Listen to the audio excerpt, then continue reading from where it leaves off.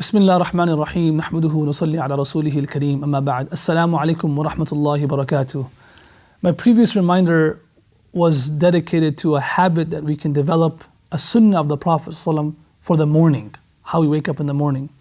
Today's reminder is dedicated to a habit that we can develop, a sunnah that the Prophet ﷺ had that can turn into a habit for the rest of our lives in the afternoon time, something in the afternoon. So our morning, our afternoon, and then inshallah there will be another reminder for the evening before sleeping. So something that the Prophet ﷺ did on a regular basis in the afternoon. SubhanAllah, if we read the life of the Prophet ﷺ, his whole day is crystal clear. Like we know from the morning till the evening what he did, what his habits were. There was nothing coincidental. His life was so methodical. He gave time to everybody, and no one ever felt rushed. And he also had enough time for his ibadah. So what did he do in the afternoon? What was the afternoon of the Prophet ﷺ like? If we look into the seerah books, we will find that he had a set routine for the morning. Sit in the masjid, listen to the Sahaba stories, give them some nasiha, go to the marketplace, visit the sick, and like this he spent his morning. Now when afternoon came around, his afternoon was dedicated for his loved ones, his family members. Dedicated. He would walk home, and this was his winding down period. Like all that in the morning, oh Prophet of Allah, I need this and I need that and I had this problem. And then he would come home in the afternoon time and he would relieve all those worries, leave it out the door, and he would just relax, kick it back with his wife and his family, have a light-hearted moment.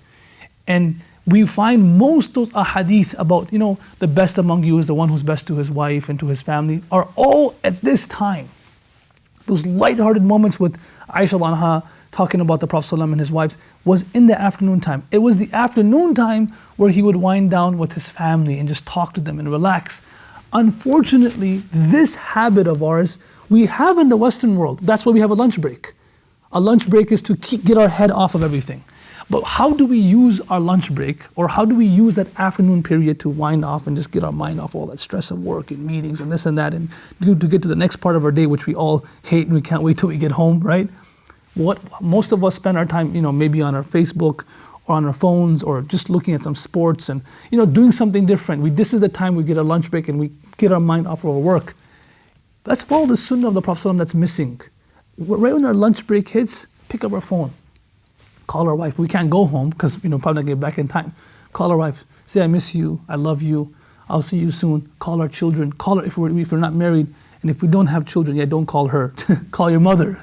Call your mother. Call your father. Get your mind off of things. Tell them how your day was going. That's what the Prophet was talking about in his house. My day was like this.